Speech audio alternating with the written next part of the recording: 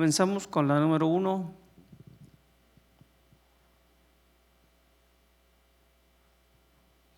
Dice así la número 1: toda la gente acepta como un hecho histórico la resurrección de Jesús. Toda la gente acepta como un hecho histórico la resurrección de Jesús. 2. Cuando las mujeres llevan la noticia de la resurrección de Jesús a los apóstoles, todos creen y se regocijan junto con ellas. Cuando las mujeres llevan la noticia de la resurrección de Jesús a los apóstoles, todos creen y se regocijan junto con ellas. 3. Los judíos creían que el espíritu de los muertos se quedaba con ellos por 3 días y después se iba por completo. Los judíos creían que el espíritu de los muertos se quedaba con ellos por 3 días y después se iban por completo. 4. La palabra hebrea pneuma significa espíritu y soplo. La palabra hebrea pneuma significa espíritu y soplo. 5. Jesús se le apareció a Tomás 8 días después de su primera aparición. Jesús se le apareció a Tomás 8 días después de su primera aparición. Número 6. Después de la ascensión de Jesús, algunos apóstoles deciden regresar a su antiguo oficio de pescadores. Después de la ascensión de Jesús, algunos apóstoles deciden regresar a su antiguo oficio de pescadores. 7. Cuando Juan afirma que es Jesús quien les habla desde la orilla del mar, Pedro y sus compañeros nadan a su encuentro. Cuando Juan afirma que es Jesús quien les habla desde la orilla del mar, Pedro y sus compañeros nadan a su encuentro. 8. Cuando los discípulos fueron al lugar que Jesús les indicó, al verlo le adoraron, pero algunos dudaban. Cuando los discípulos fueron al lugar que Jesús les indicó, al verlo le adoraron, pero algunos dudaban. 9. Jesús promete estar solo con aquellos que cumplen la gran comisión. Jesús promete estar solo con aquellos que cumplen la gran comisión. 10. La gran comisión incluye 3 acciones: evangelizar, enseñar y discipular. La gran comisión incluye 3 acciones: evangelizar, enseñar y discipular. Están un poquito confusas, espero que las logren ver. Voy a leerlas una vez más y chéquenle, ¿sí? Dice la número 1: toda la gente acepta como un hecho histórico la resurrección de Jesús.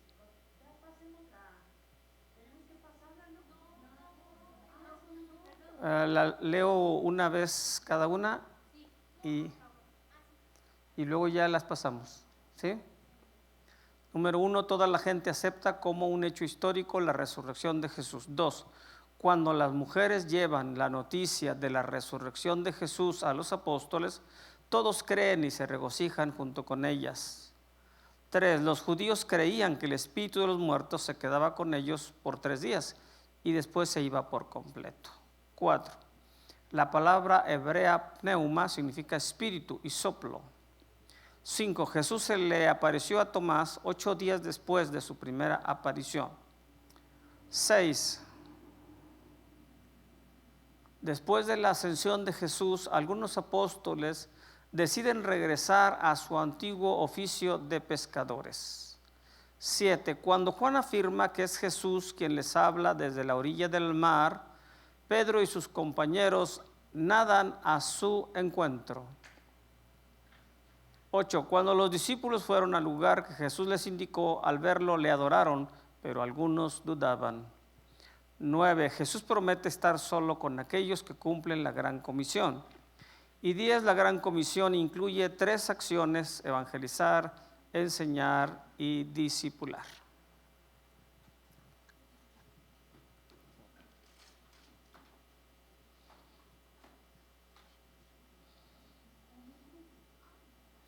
Ahora sí la pasamos al lado derecho.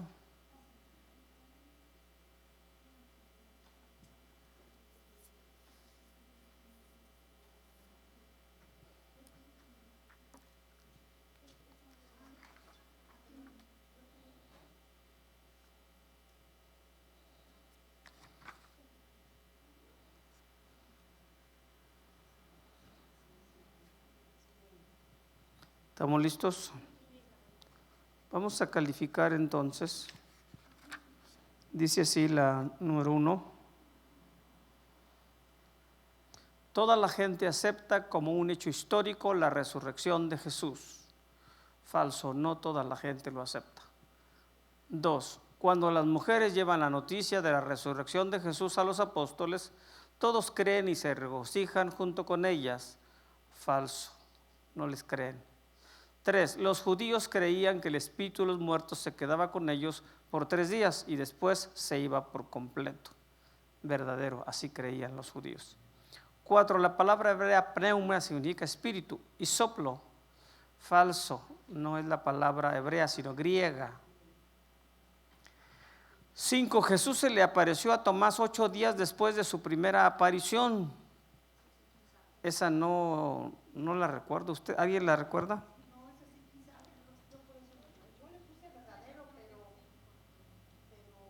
Estoy buscando.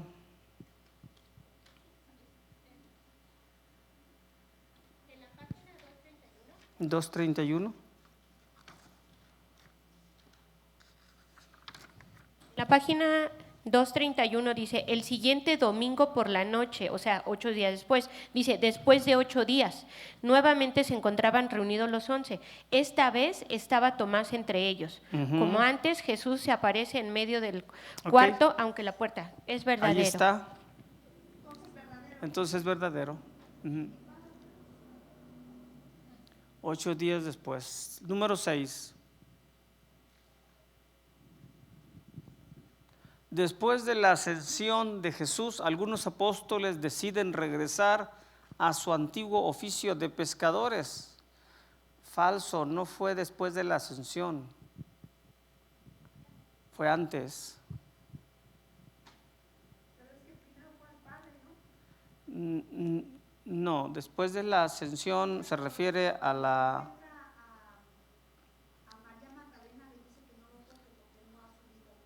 Ajá, pero aquí no se refiere a eso, se refiere a la ascensión tal como la describe Lucas. Entonces es falso. Fue antes de la ascensión. 7. Cuando Juan afirma que es Jesús quien le habla desde la orilla del mar, Pedro y sus compañeros nadan a su encuentro. Falso, solo fue Pedro. 8. Cuando los discípulos fueron al lugar que Jesús les indicó, al verlo le adoraron, pero algunos dudaban. Verdadero. 9. Jesús promete estar solo con aquellos que cumplen la gran comisión. Falso, no solo con ellos. La gran comisión incluye 3 acciones: evangelizar, enseñar y discipular. Falso, eliminaron bautizar y pusieron 2 veces a discipular o enseñar. Muy bien.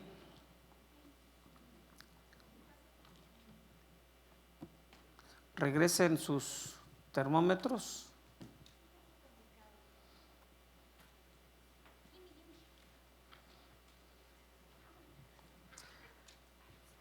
Vamos pues al día a día de esta semana. Última semana, la última semana del gran tema, el Señor Jesús. Y tiene que ver con su resurrección y ascensión.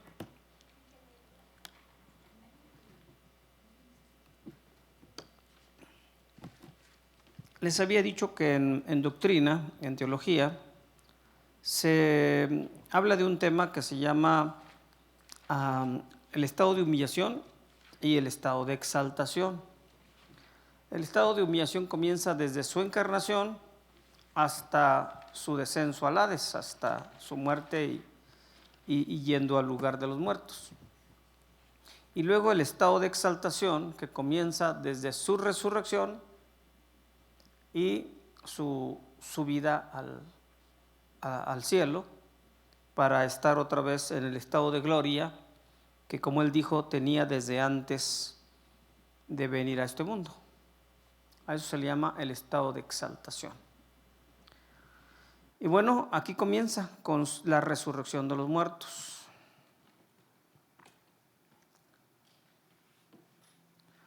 Al tercer día, Cristo resucitó. Es decir, en nuestro domingo, por la mañana, Jesús resucita de los muertos.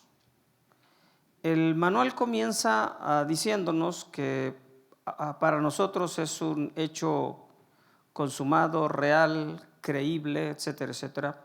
Pero para algunos que más bien creo que no quieren creer, más que no pueden creer, no quieren creer, ponen una serie de peros al tema de la resurrección de los muertos. Entonces nos habla aquí de 5 teorías con las que tratan de negar la resurrección del Señor Jesús. ¿Sí? Entonces la primera teoría para negar la resurrección es la primera que aparece allí en los evangelios, que los discípulos habían robado el cuerpo de Jesús y lo habían escondido para luego decir que había resucitado.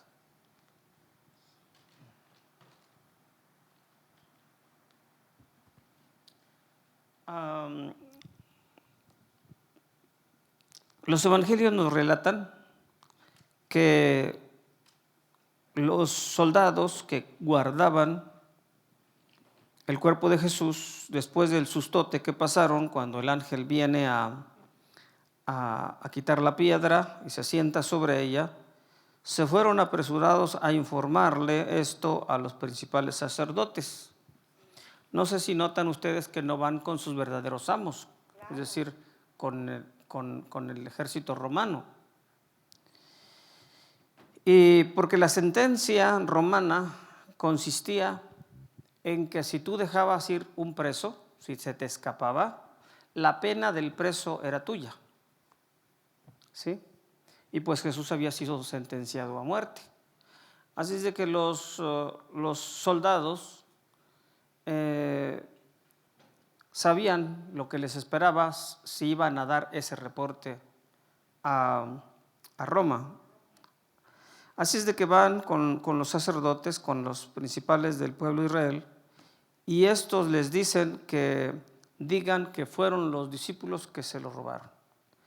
Y que cuando ellos tengan que dar cuenta ante sus superiores, ellos van a interceder por ellos. Y aparte les dan una buena lana. No lo dice aquí, pero una argumentación que he leído yo es que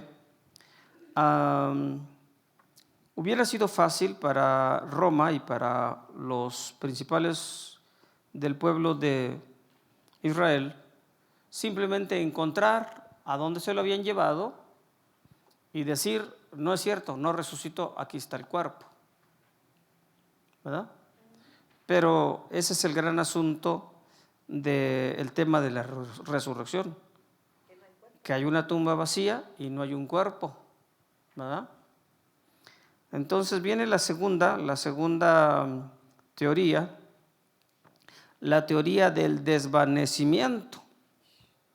Es decir, que Cristo no murió en la cruz, sino que se desvaneció, tuvo una especie de desmayo grave, y cuando despertó de su desmayo, de su desvanecimiento, salió de la cruz. Lo que no explican es cómo le hizo para estar todo atado, ¿verdad? Desatarse, liberarse y luego quitar la piedra y salirse. Entonces se vuelve una teoría inconsistente. Todas, pero bueno, estamos explicando cada una. La tercera teoría es la tumba equivocada. Es decir, que las mujeres y luego Pedro y Juan se equivocaron de tumba y entonces encontraron una tumba vacía. Por eso, porque no era la tumba adecuada. Lo que no saben explicar es cómo es que encuentran el sudario y las vendas allí en la tumba, y también el asunto de que había estado allí la guardia romana y que la piedra estaba removida. Entonces, todas las cosas que mencionan los evangelios no podrían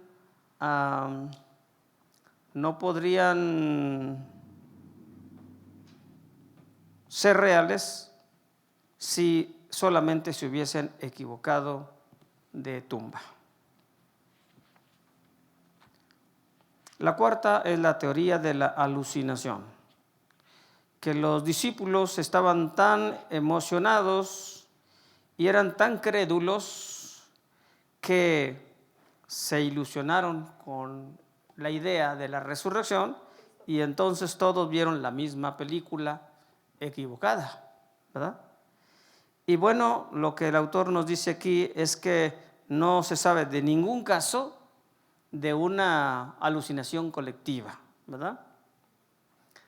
No está el caso.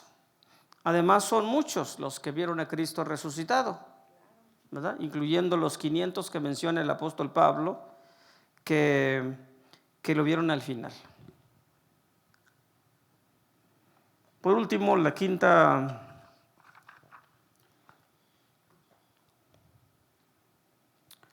teoría es la teoría del mito. Es decir, que al paso de los años, los evangelios y los apóstoles se fueron convenciendo a sí mismos de una mentira y que luego la contaron como si fuera una realidad y que se volvió después una leyenda, un mito que ha durado hasta el día de hoy. Lo que no explicarían esta teoría es cómo los 12 pasaron de ser unos temerosos hombres a unos hombres dispuestos a dar su vida por Cristo. ¿Y quién en su sano juicio daría la vida por una mentira? Y más cuando fueron todos. Todavía hubiera dicho, bueno, 6 se mantuvieron en la mentira y los otros 6 dijeron, ¿saben qué? Mejor olvídense, pues no fue así es de que no nos maten. Pero todos, y no solo ellos 12, sino miles y miles de cristianos a través de los tiempos, han dado su vida por predicar a Jesucristo y enseñar que Jesucristo resucitó. También el manual nos recuerda la importancia de la doctrina.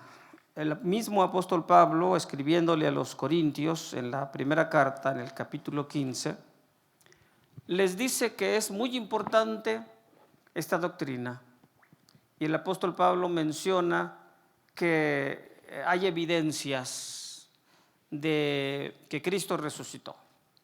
Habla de que muchos que lo vieron todavía viven, ¿sí? Y habla de cómo apareció a Cefas, cómo apareció a Jacobo, el hermano del Señor, cómo apareció a más de 500 hermanos a la vez y cómo apareció a los 12.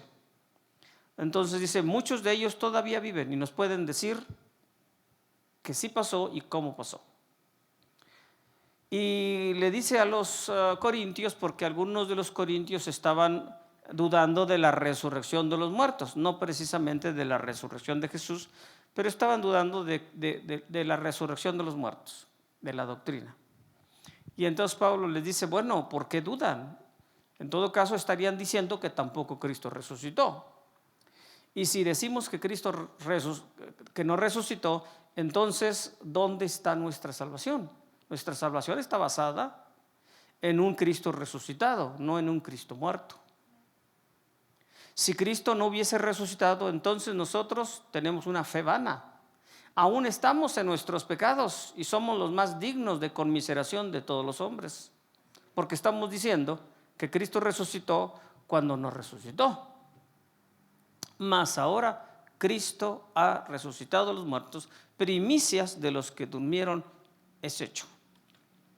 Ahora, eso de que con qué cuerpo vendrán los que ya murieron, bueno, ustedes están errando, ignorando las Escrituras y el poder de Dios. Porque cuando venga la resurrección de los muertos, Dios no necesitará nada del cuerpo anterior.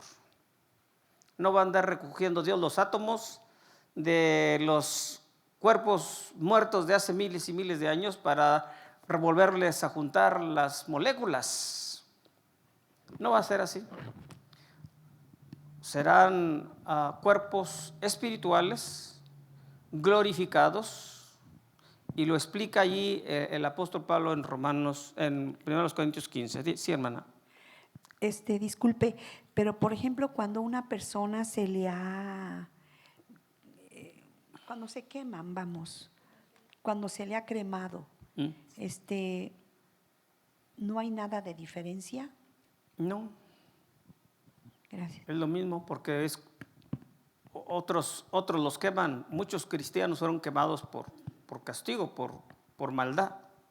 Sería lo mismo. O sea, ¿qué va a hacer de eso? ¿De dónde va a sacar los cuerpos el Señor? Pues no necesita. En todo caso, les hubieran hecho un gran daño a los mártires que quemaron. Entonces no habrá necesidad. Dios no necesita ni un solo átomo de aquel cuerpo de carne y de sangre. Y Pablo lo aclara aquí en 1 Corintios 15. La sangre y la carne no heredarán el reino de Dios. Nos aclara que hay cuerpo animal y cuerpo espiritual. Y también tenemos algunas insinuaciones en otros pasajes que tendremos un cuerpo semejante al cuerpo de la gloria suya, del Cristo resucitado. ¿Se acuerdan? Que no necesitaba tocar la puerta y que le abrieran. Podía entrar y aparecía y desaparecía a su gusto, ¿verdad? En los del camino de Emaús, está comiendo con ellos y a la hora de partir el pan desaparece. Entonces, así serán nuestros cuerpos espirituales, serán así, porque así como hemos traído la imagen del terrenal, dice el apóstol Pablo en ese pasaje, también ahora vamos a traer la imagen del celestial. Se siembra un cuerpo animal, resucitará cuerpo espiritual. Se siembra en debilidad, resucitará en poder. ¿Sí? Entonces, importante, la doctrina de la resurrección de los muertos de Cristo Jesús y luego de nosotros es de suma importancia. Es una doctrina fundamental de la fe cristiana.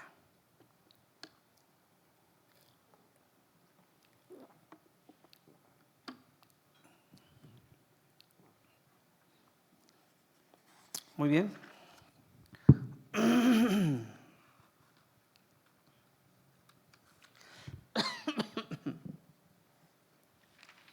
La narración en Mateo, Marcos, Lucas y Juan sobre la resurrección del Señor Jesús tiene algunas variantes. Algunos les han puesto peros a estas variantes, pero no son tan difíciles de explicar. Y pues no me gustaría entrar en tanto detalle sobre el asunto. Creo que en todo caso, si alguien quisiera discutir con nosotros sobre el asunto, pues podríamos recurrir a estos datos y explicarles por qué las variantes. Hay dos libros, uno que mencionábamos hace poquito que se llama El caso de Cristo, donde un hombre que no quería creer en la historicidad de Jesucristo y especialmente en la resurrección de los muertos, se pone a investigar y termina creyendo y escribiendo este libro, El caso de Cristo. Muy parecido a Josh McDowell, que él exclusivamente creía que podía refutar la doctrina de la resurrección y basaba sus argumentos en las diferentes narrativas de los evangelios sobre los asuntos de la resurrección de los muertos, pero igual termina haciéndose cristiano y escribe este libro, Evidencia que exige un veredicto. Entonces, todos aquellos que sinceramente han investigado el asunto han terminado convencidos de que Jesucristo es parte importantísima de la historia humana, y aquellos que se han metido más profundo para entender a Jesús y entender si la resurrección es real o no, han quedado convencidos. Hasta los más ateos reconocen que negar la historicidad de Jesús es imposible. Hay más evidencia de Cristo que de cualquier otro hombre de la historia. Si dijéramos que Cristo no existió, tendríamos que decir que ni Juárez, ni Morelos, ni Hidalgo, ni Platón, ni Sócrates, porque hay una superabundante literatura de Jesús, de su historia, de sus doctrinas, de sus enseñanzas, y en este caso de su resurrección. Bueno, ahí están entonces los relatos. ¿Cómo ocurre? Jesús muere lo que sería nuestra tarde del viernes, ¿sí? En vísperas del día de reposo, ¿sí? Y entonces ocupa ese viernes, la tarde del viernes, parte del viernes, el sábado completo, y el domingo por la mañana es cuando resucita. ¿Estamos?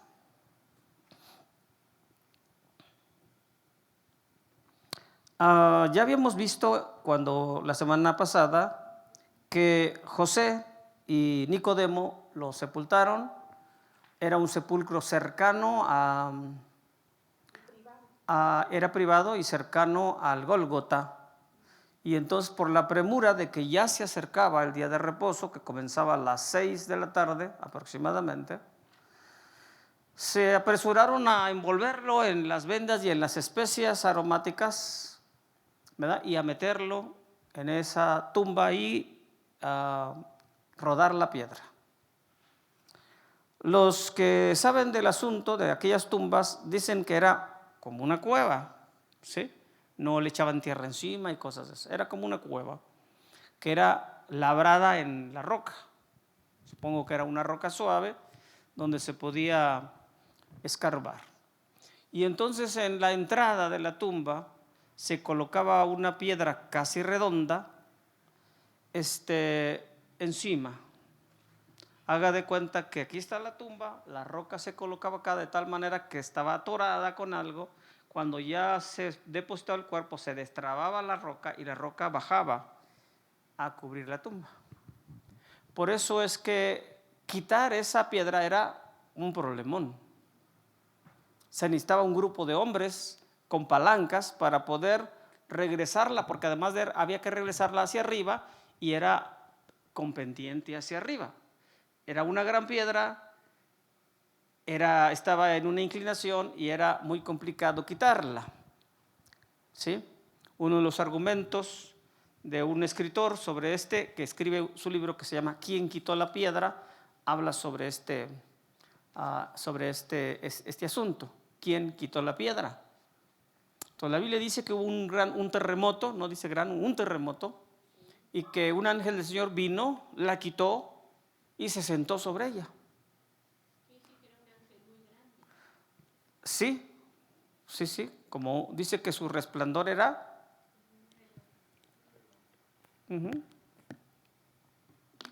como un relámpago. Por eso se asustaron los soldados, ¿verdad? Que un soldado se asustara no era cosa fácil, ¿de acuerdo? Pero estos se llenaron de miedo, dice, y corrieron. Se paralizaron en el momento, pero luego pues corrieron a darle las noticias a los principales sacerdotes. Sí, hermana. Yo me pongo a pensar, qué tremendo, pastor, porque los primeros testigos ciertamente fueron los soldados. Ajá. Y ellos les refirieron lo que vieron a los sacerdotes. Ya. Ellos, conocedores de la palabra, bueno, de Dios y todo, no les interesó. No les interesó y ellos prefirieron Seguir en su sí, o sea, cuento. sí. Entonces Sí. digo, qué tremendo, ¿no? Sí, es tremendo. Es algo así terrible, terrible. Definitivamente, otra vez, el manual nos ha venido diciendo que el problema de ellos eran sus intereses económicos, sus posiciones religiosas. Pensaban en sí mismos, no pensaban ni en el pueblo, ni en Dios, ni en la verdad. Ellos estaban pensando en su negocio, en su asunto, en su posición y su economía. También lo que leo un poco en el manual es que habla que los mismos sacerdotes del Sanedrín no leían todas las escrituras del Antiguo Testamento, solo lo que les convenía. Ya. Porque habla incluso de que la parte de los salmos ellos no las reconocían o no tenían el conocimiento. Si ellos hubieran leído todo lo de Salmos e Isaías, hubieran visto las señales, Ya. pero no Le las pasó a comprendieron. todos, incluso a los 12, ¿verdad? Cuando en el camino de Emaús el Señor les dice que les citó las escrituras desde la ley hasta los salmos, ellos no las entendían, como suele pasarnos a nosotros que no queremos ver algunos pasajes, ¿verdad? Yo les insisto en que yo no veo que escapemos de la gran tribulación, pero hay muchos que dicen, no, sí, mire este pasaje y este otro, yo creo que no pasamos por la gran tribulación. Y entonces no queremos ver lo que no nos gusta. Y entonces le pasó a todos los judíos de aquellos tiempos. No les gustaba la idea de un Cristo que tenía que morir y que no iba a hacer lo que querían, porque lo que querían era la gran conquista y el gran reino. Entonces, no era solo a los judíos comunes, a todos les pasó, a todos. Veíamos la vez pasada que qué curioso que Jesús les dice a los 12 que va a ser entregado en manos de los judíos, que lo van a matar y que sin embargo que al tercer día resucitará. Pero por alguna razón no oyen eso. Se ponen bien tristes porque nomás encuentran o se ponen sus ojos en que va a ser entregado en manos de hombres y que lo van a matar. Ahí se quedan. ¿Por qué no dicen, órale, ¿y cómo vas a resucitar? Oye, y qué glorioso, ¿cómo va a ser eso de la resurrección? No lo ven, no lo oyen, no les gusta la idea de que tenga que morir y que tenga que ser maltratado y crucificado. No entienden esa parte. Entonces, bueno, es algo muy común y natural en el ser humano que oye lo que quiere, ¿verdad? Y lo otro, aunque lo oye, dice, no, eso no. Eso no pasa. ¿Ok? Pastor, Sí. complementando lo que dice la hermana Caro, sí, justo es cuando dice que han ignorado el Salmo 22 e Isaías 53, que estos son los que resultan ser esenciales para la glorificación. Para la muerte, el Sí. sufrimiento. Sí. Lo que ellos no quieren ver y no quieren creer es que tenía que morir y tenía que padecer. Pero ahí está el Salmo 22, Isaías 53 y hay otros muchos, nomás que pues no los... Por eso Jesús dice que les cita desde la ley hasta los salmos, recordando que ese era el orden que tenían el canon judío. Y bueno, el Señor Jesús cita, desde Génesis hasta Malaquías, les hace ver que el Cristo había de padecer. ¿Ya? Muy bien. Entonces ahí va la narrativa del asunto. Al amanecer, muy de mañana, dice que las mujeres, que algunos le llaman las tres Marías, las mujeres vienen a muy temprano y vienen preguntándose, oye, ¿y la piedra? ¿Cómo le vamos a hacer con la piedra? Somos tres mujeres, ¿verdad?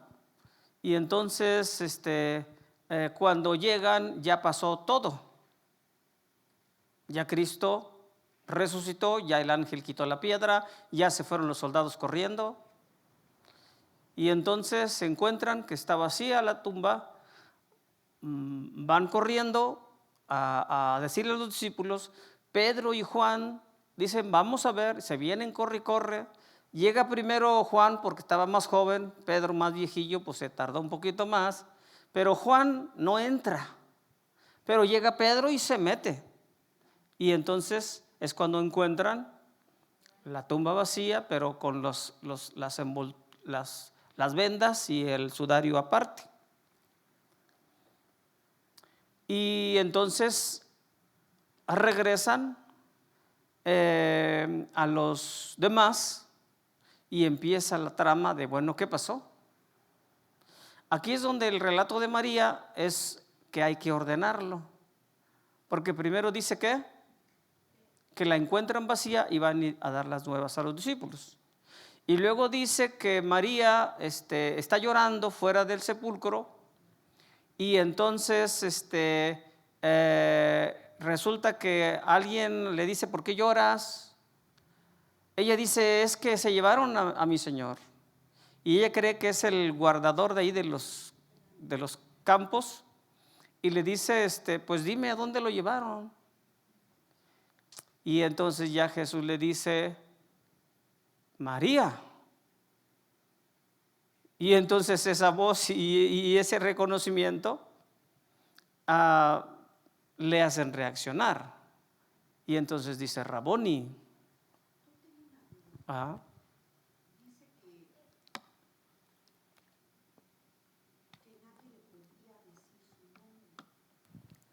¿Que nadie qué? O sea, le dice María. Ajá. Y dice que nadie le decía su nombre, y fue cuando ella reconoció que era el Señor. Yo no recuerdo que diga que nadie le decía su nombre, más bien sino que le dijo por su nombre, le habló por su nombre, porque si era un desconocido, ¿cómo le iba a llamar por su nombre? Así lo entiendo yo. A ver, encuéntremelo, porque eso es nuevo para mí. Ok, la controversia está, mientras se encuentra la hermana ese dato, la controversia está en cómo María le pasan las dos cosas. Primero, que ve que no está y se va corriendo a hablarle a los discípulos de que no está.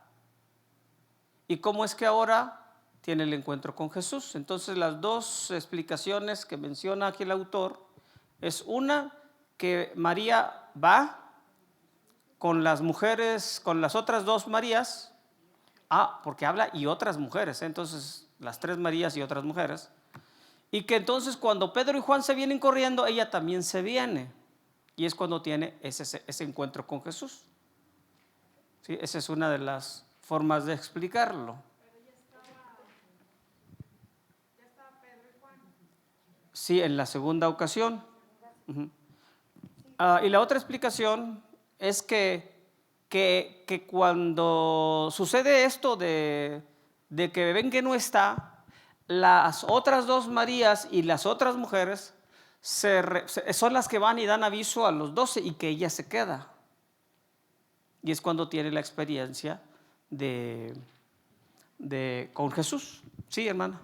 En la página 223, pastor dice, uh-huh, cuando Jesús se dirige a ella por su nombre, que solamente él podía hacer, al instante lo reconoce.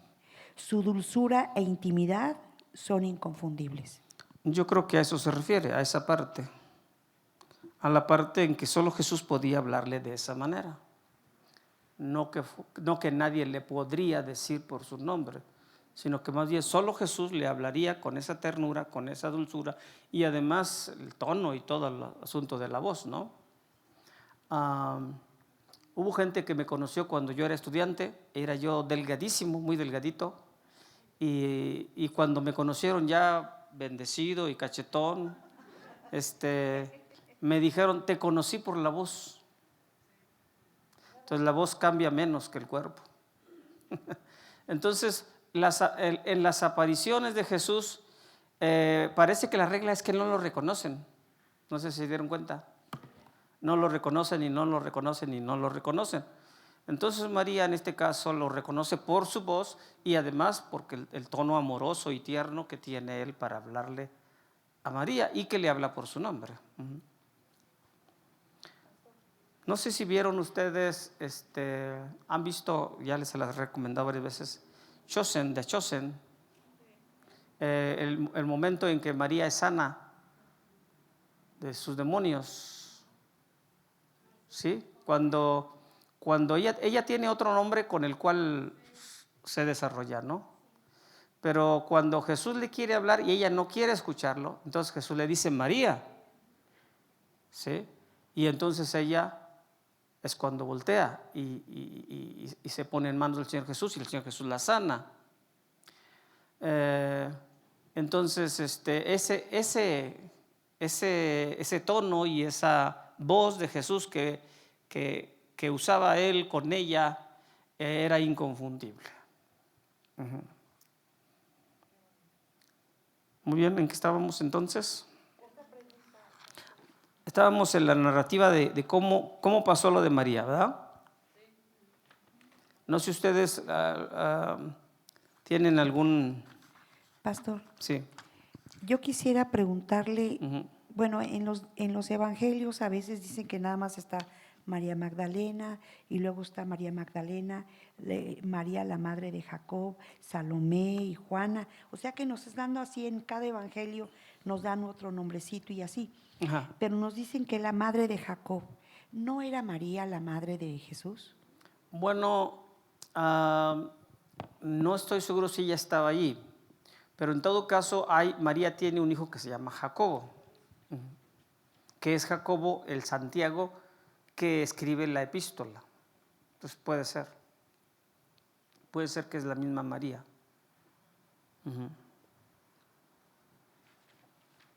Hay que recordar que ni Jesús ni los apóstoles, más bien Jesús nunca habló de María como su madre, siempre le dijo mujer. Sí, mujer le decía. Ok, seguimos adelante.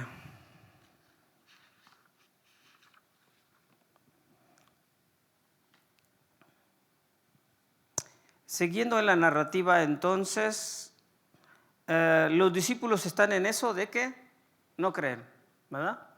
Y entonces viene la narrativa de los que van camino a Emaús, ¿sí? Y dice que el Señor Jesús los alcanza y les dice que, pues, ¿qué tanto hablan ustedes? ¿Qué tanto dicen? Y se entiende que no eran de los 12, porque da el nombre de uno, Cleofas, y ningún Cleofas está entre los 12. Entonces era uno que se da el nombre que Cleofas y el otro que no se da su nombre. Sin embargo, se les llama discípulos, es decir, habían andado con Jesús. Y sin embargo, no entran dentro de los 12 apóstoles. Pero van camino a Emaús, y que está como a 11 kilómetros de Jerusalén. Y Jesús los alcanza y les pregunta qué tanto hablan. Ellos dicen, bueno, pues, ¿qué no sabes tú?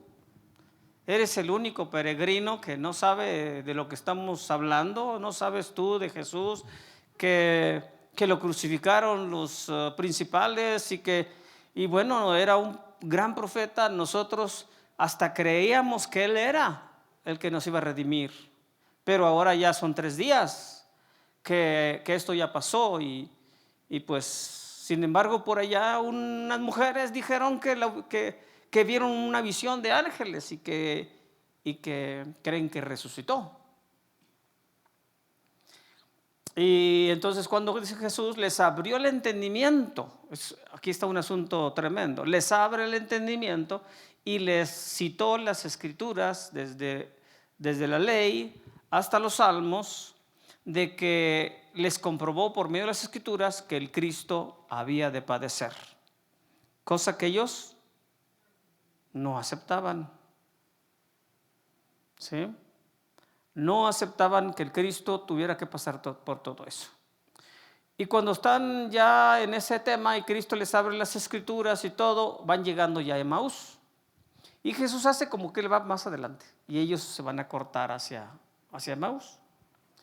Y entonces ellos le dicen, oye, pues ya está anocheciendo, vente aquí con nosotros, vamos a aquí te quedas. Y hay un que sí, que no, y al fin se queda, ¿verdad? Dice aquí el manual que era una costumbre, que esa era la dinámica, ¿verdad? Que el invitado se hace del rogar, ¿verdad? Para que el otro tenga la oportunidad de que no sea solo por cortesía, sino que sea de veras que lo quieren que se quede. Entonces al final Jesús se queda con ellos y entonces cenan juntos. El asunto fue a la hora de partir el pan, ¿verdad? Allí lo reconocieron y sin embargo en ese momento Jesús desapareció. Y ellos entonces se preguntan y dicen, oye, pues sí nos dimos cuenta, ¿no ardía nuestro corazón cuando Él nos explicaba las escrituras? Inmediatamente, yo creo que ya ni cenaron bien, dice que se regresaron a Jerusalén inmediatamente a dar las nuevas a los demás. Cuando llegan, ellos platican y dicen, oye, pues también Pedro ya lo vio, ya le apareció a Pedro. Y comienza entonces el asunto de que esto va siendo cada vez más testificado. Y bueno, luego la siguiente narrativa es que aparece, ahora sí, iba a decir a los 12, pero más bien a los 10, porque no estaba Tomás. El llamado Dídimo, el gemelo. Y ahora sí lo ven. Ahora sí lo ven los 10 que sí estaban, excepto Tomás. Y dice que les reprochó Jesús la incredulidad. Otra vez, el manual nos recuerda cómo sucede que se los había dicho tantas veces Jesús. Les había dicho las 3 cosas: que iba a ser entregado en manos de hombres, que lo iban a matar y que iba a resucitar. Y se quedan nada más con la parte negativa del asunto. Bueno, ahí está entonces ahora los 10 siendo testigos de la aparición del Señor Jesús. La siguiente aparición es cuando ya regresan a Galilea y están allá diciendo, bueno, ¿qué va a pasar y qué va a pasar? Y parece que Jesús no se aparecía cada rato ni todos los días, sino que entonces Pedro dice, pues yo voy a ir a pescar. Y los otros que estaban con él dijeron, pues vamos nosotros contigo, que eran como 7 según entiendo. Y se fueron a pescar y pasaron como aquella vez la noche buscando y nada, no hubo nada. Y seguramente estaban pensando, oye, a nosotros ya nos pasó esto, ¿verdad? Y cuando van llegando cerca de la playa, ven allá una persona que tiene una fogata y desde allá les grita, están como a 100 metros, dice, les grita, ¿encontraron algo? Y ellos dicen, no. Y entonces les dice, echen la red.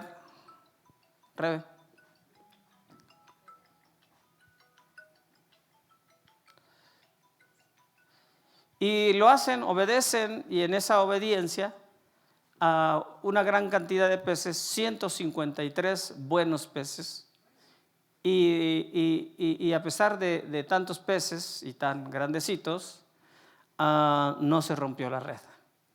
Entonces cuando Juan ve el milagro, grita, es el Señor.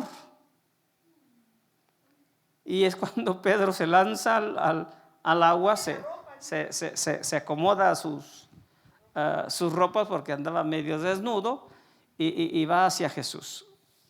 El autor dice que nadó. Yo me lo imagino que si estaban cerca de la playa ya no necesitaba nadar, sino caminar quizás con el agua a la cintura y llegar hasta donde estaba el Señor Jesús. Y entonces ya los demás arrastran la red con la barca, llegan a la orilla y entonces vienen y otra vez ya habían oído a Juan que dijo, es el Señor, pero no le preguntan. Si no le preguntan, sabiendo y entendiendo y creyendo que es Él. Y entonces comen con Él. Jesús come con ellos con la idea de decirles, pues yo soy y no soy un fantasma, ¿verdad? Soy tan real que estoy comiendo con ustedes. Y bueno, aquí eran 7, otros faltaban y otra vez seguramente Tomás no está, ¿verdad? Tomás como que dijo, pues ya esto ya se acabó, ahí nos vemos, y se fue por ahí, ¿verdad? No estuvo con los 10, no estuvo en esta ocasión. Al fin, 8 días después, ya está allí, ya oyó a todos, ¿verdad? Que le testifican, ya oyó a las mujeres, ya oyó a Pedro, ya oyó a los 10 que sí habían estado. Él sigue diciendo, pues yo, así que como dice el dicho, hasta no ver, no creer. Dice, tengo que verlo, y no solo verlo, tocarlo. Es más, tocar allí donde los clavos y allí meter mi mano en el costado para poder creer. Qué tremendo, ¿no? Como algunos de nosotros, ¿no? Medios incrédulos. Y Jesús se lo concede. No dice el texto exactamente que lo haya hecho, pero sí le dice, a ver, aquí estoy, ven, mete aquí tu dedo. ¿Sí? No dice que lo haya hecho, pero sí dice que exclamó, Señor mío y Dios mío. Los testigos de Jehová dicen que estaba asustado y por eso exclamó eso, como cuando nosotros decimos, ay, Diosito santo. Pero no, está diciéndole a Jesús, Dios, Señor mío y Dios mío. Y bueno, después de ser tan incrédulo, ahora dice algo muy grande, ¿verdad? Y como dice ¿cómo se llama? Agustín de Hipona, más me ayuda a creer la incredulidad de Tomás que la fe de los demás. Es decir, ahora para nosotros la incredulidad de Tomás nos ayuda a darnos cuenta que esas teorías de la ilusión, o como dijimos, la alucinación, no es posible, porque todos estaban con la idea de no creer. La alucinación es que uno se empeña en algo que no existe y lo visualiza. Pero estos no creían y no creían y no creían, y menos Tomás. Entonces nos ayuda, dice Agustín de Hipona, más me ayuda la incredulidad de Tomás que la fe de los demás. Porque dice Agustín de Hipona que él era uno de esos, que batalló mucho para rendirse a Cristo. Bueno, después de todas estas cosas,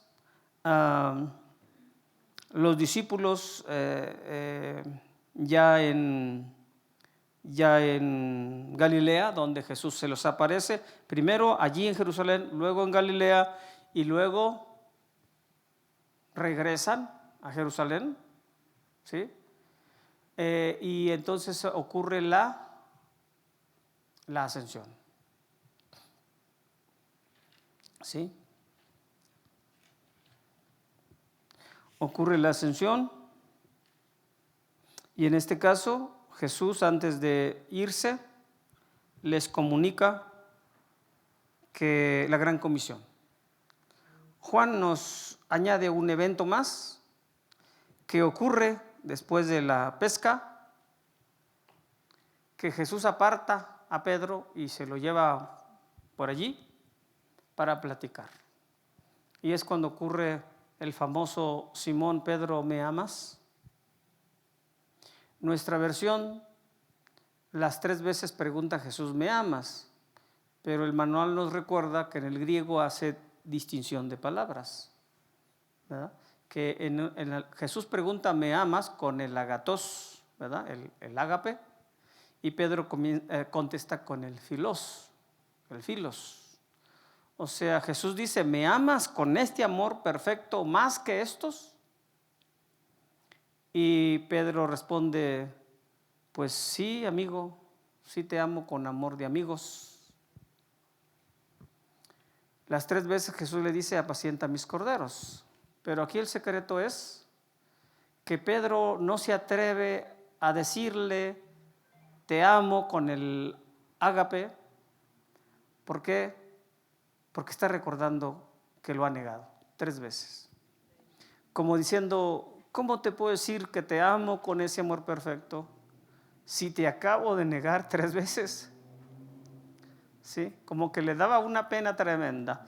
Pero cuando Jesús le pregunta 3 veces, pues dice que se puso muy triste. Porque dijo, esto ya es una alusión directa, ¿verdad? Y sin embargo Jesús le encarga la gran tarea.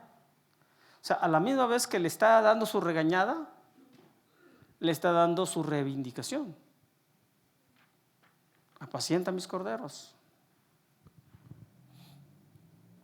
Y bueno, yo creo que el Señor Jesús ya había preparado el escenario, porque después de a las mujeres, a Pedro es el primero que se le aparece. ¿Se acuerdan que los de Emaús regresan y vienen contando que se encontraron con Jesús, pero les tienen la sorpresa que ya había aparecido a Pedro también? ¿Se acuerdan? Entonces al primero de los 12 a quien Jesús se apareció después de las mujeres fue a Pedro. Como que el Señor Jesús trató con Pedro en forma muy especial. Primero, se le aparece primero a él que a todos, ¿sí? Con lo cual Jesús le cumple lo que le había dicho. Jesús le había dicho, pero yo he rogado por ti para que tu fe no falte, ¿sí? Y luego aquí lo aparta, no lo avergüenza delante de todos, lo aparta. Ahora Juan nos relata que él iba ya atrasito, ¿verdad? Y entonces entonces Pedro voltea y lo ve y dice, ahí viene este chismoso, ¿verdad? Y le pregunta a Jesús, Señor, ¿y este qué? Y también Jesús dice, bueno, ¿a ti qué? ¿Qué a ti? Dice aquí el texto, ¿verdad? Pero está medio suavizado, ¿verdad? Como que en realidad Jesús dice, ¿a ti qué te importa? Sígueme tú. ¿Qué si yo quiero que Él quede hasta que yo venga? O sea, como diciendo Jesús, oye, tampoco te creas el Papa, ¿no? Si yo quiero distinguir a Juan para que no muera hasta que yo venga, o porque le acaba de decir a Pedro que de cómo iba a morir, según dice Juan. Ahorita tú te ciñes y vas a donde quieres, pero va a llegar el día en que otros te van a ceñir y te van a llevar a donde no quieres. Dice allí Juan, dando a entender con qué muerte habría de glorificar a Dios. Y bueno, hermanos, está lleno de asuntos bonitos este tema de la resurrección de los muertos. Y bueno, Jesús les había ordenado que estuvieran al pendiente porque iba a venir el Consolador, el Espíritu Santo. De tal manera que después de las apariciones, que fueron 40 días, 10 días después, que llegaba el día de Pentecostés, ocurrió la inauguración gloriosa de la iglesia y el Espíritu Santo vino sobre todos ellos y los transformó. Todos fueron transformados de hombres temerosos, incrédulos, a hombres extraordinarios, hombres de Dios, hombres llenos del Espíritu Santo, de tal manera que los que los oían y veían decían, de veras que estos han estado con Jesús. Porque estos galileos no saben nada y míralos cómo hablan. Y estaban sorprendidos de que hablaran de esa manera y luego que empezaran con los milagros igual que Jesús y dijeron, ¿qué hacemos con estos? Bueno, eso ya viene en los hechos, lo vamos a ver después. por lo pronto está esta narrativa deliciosa de la resurrección. Por último viene la ascensión que es narrada solo por Lucas y luego el mismo Lucas en el libro de los Hechos, ¿verdad? Que dice que se reunieron en el monte, ¿qué es? ¿De los Olivos? Que estaba cerquita ahí de Jerusalén. Y entonces Jesús se despide de ellos. Suponemos que aquí es donde ocurre la gran comisión y donde Jesús les dice que no se vayan de Jerusalén hasta que haya venido el Espíritu Santo, ¿sí? Y me van a ser testigos, comenta Lucas en Hechos, en Jerusalén, en Judea, en Samaria y hasta lo último de la tierra. Pero no sin antes preguntarle a los discípulos, oye Señor, ¿y el reino? ¿Verdad? Otra vez, ellos siguen en lo mismo. ¿Qué pasó con el reino? Ya te vas y vas a restaurar el reino a Israel en este tiempo. Y Jesús dice, no les toca a ustedes saber los tiempos y las sazones que el Padre puso en su sola potestad. Hay cosas que Dios no nos quiere decir cuándo. Por ahí algunos están diciendo que ahorita que Israel está en una crisis tremenda, que lo más probable es que ahora sí ya es el último momento y ya Cristo viene.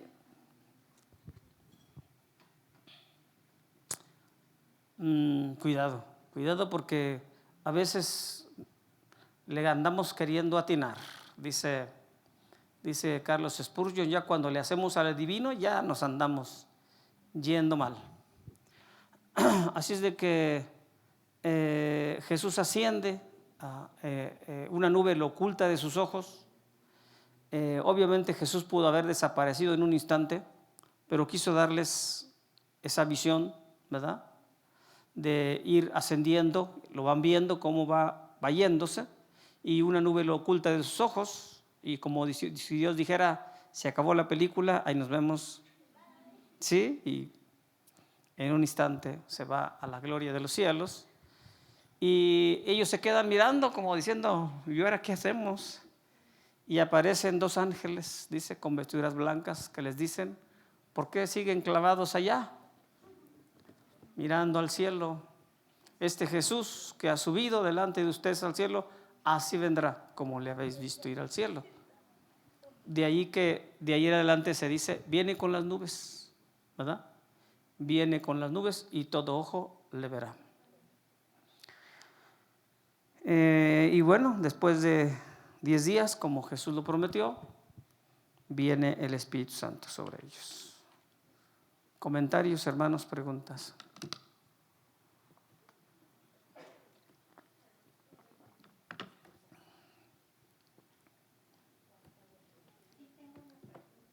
¿Mandé? Sí. En la página 230, Pastor dice, en el punto 17, básicamente Jesús dice a sus discípulos, cualquier pecado que ustedes perdonen, queda como ya perdonado. Uh-huh. Y cualquier pecado que ustedes retengan, queda sin perdonar. ¿Me podría explicar a qué se refiere, por favor? Ahí mismo lo dice.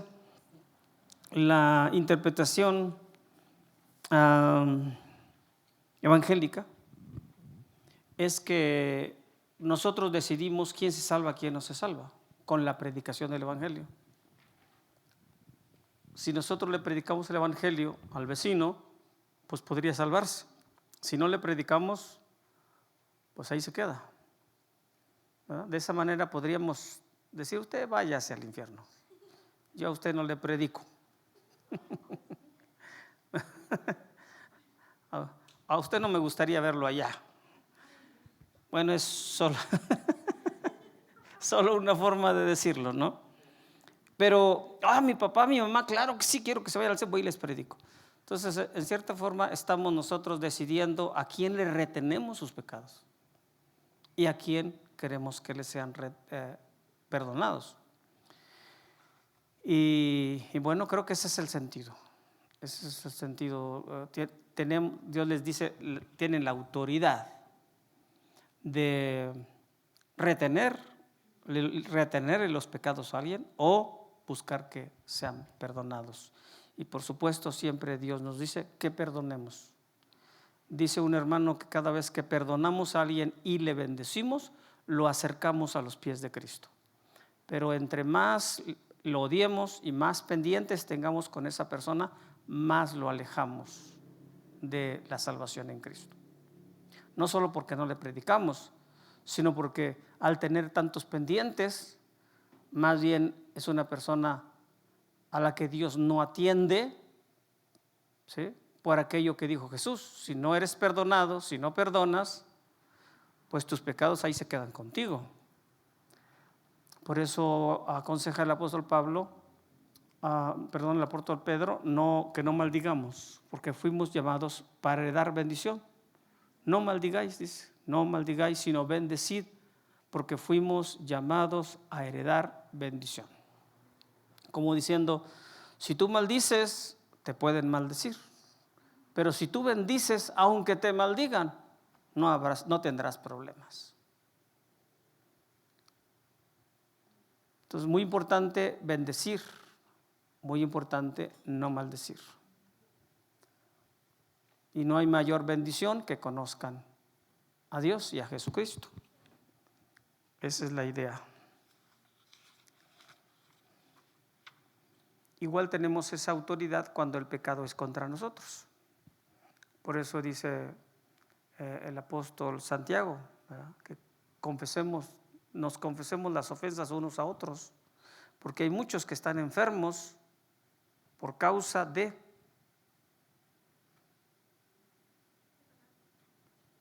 pecados que hemos hecho y que no nos perdonan.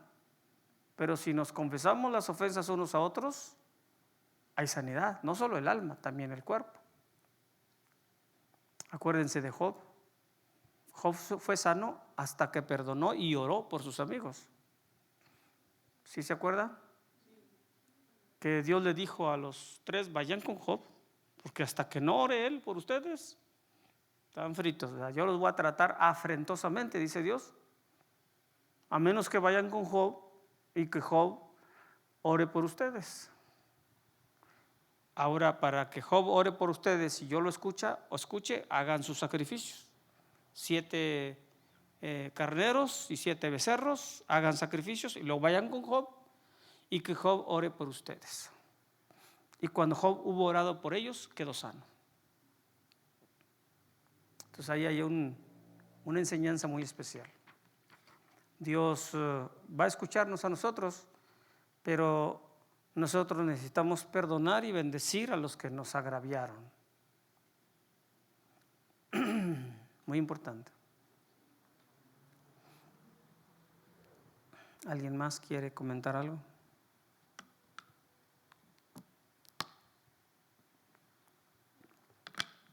Salimos regañados, dicen. Preguntamos algo y salimos regañados. Bueno, si no tenemos algo más, pues le damos gloria a Dios, le damos gracias, porque Cristo ha resucitado a los muertos, primicias de los que durmieron es hecho. ¿Verdad? Nosotros esperamos cielos nuevos y tierra nueva en los cuales mora la justicia, dice el apóstol Pedro, y nos vamos a levantar. Nos vamos a levantar. Hay muchas ideas de cómo va a suceder. Yo he visto muchos dibujitos, ¿verdad? Y pintan saliendo de los panteones, así como fantasmitas van saliendo. Pero ya dijimos que eso es solo una ilustración, porque ya dijimos que Dios no necesita nada de las tumbas, ¿verdad? Nada de los cuerpos viejos, no necesita nada, ¿verdad? Y que los muertos en Cristo resucitarán primero, pero esos vienen, las almas de ellos vienen con Cristo. Sí, se acuerdan de eso, ¿verdad? Cristo trae consigo a los que durmieron en Él, dice. Entonces todos los que murieron y que ya de alguna manera están con Cristo sin tener cuerpos glorificados, vienen con Cristo y aquí los reciben junto con nosotros. ¿Ya? Nosotros estamos siendo transformados y ellos están recibiendo cuerpos glorificados. Entonces, qué maravilloso momento. Qué maravilloso momento. Oramos, hermanos. Vamos a orar, vamos a darle gloria a Dios. Bendito y glorioso Padre Celestial, te queremos dar la gloria por el gran evento, la gran gloria que nos has dado en Cristo, la esperanza maravillosa de la vida eterna, de ir para siempre a estar a tu lado. Qué glorioso, qué magnífico será. No podemos entenderlo bien, podemos imaginarlo. Solo podemos imaginar la gloria que vendrá, que va a sobrepasar todo lo que podemos imaginar. Te damos gracias, te damos gloria, porque tenemos esa esperanza gloriosa de verte, de contemplar tu gloria en Cristo. Queremos, Padre, vivir en conformidad con esa esperanza.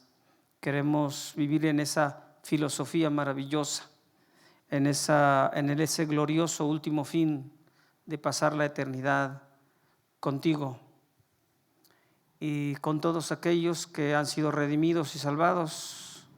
Será maravilloso, será glorioso. Gracias porque en Cristo tenemos todos esos bienes. Señor Jesús, gracias que fuiste capaz de llevar a cabo todo esto. Gracias te damos por haber vencido al pecado, al diablo, a la muerte y ofrecernos vida tan abundante, tan deliciosa. Ahora concédenos corresponderte con el amor que provoca en nosotros tu Santo Espíritu, para amarte por sobre todas las cosas y para amar a quienes tú amas. Tuya es la gloria, siempre seas bendito. Acuérdate de tu pueblo Israel, bendito Dios, y por favor, por tu gloriosa misericordia, sean liberados, sean salvados, sean rescatados, sean victoriosos. Oramos por el pueblo palestino y pedimos, Padre, que sean también muy guardados en todo lo que se pueda evitar su dolor, su sufrimiento, y ayúdalos a ser libres de ese grupo terrorista que los tiene prisioneros y amedrentados. Y la gloria sea tuya, siempre seas bendito en el nombre de Jesús. Amén. Amén, hermanos, Dios les bendice.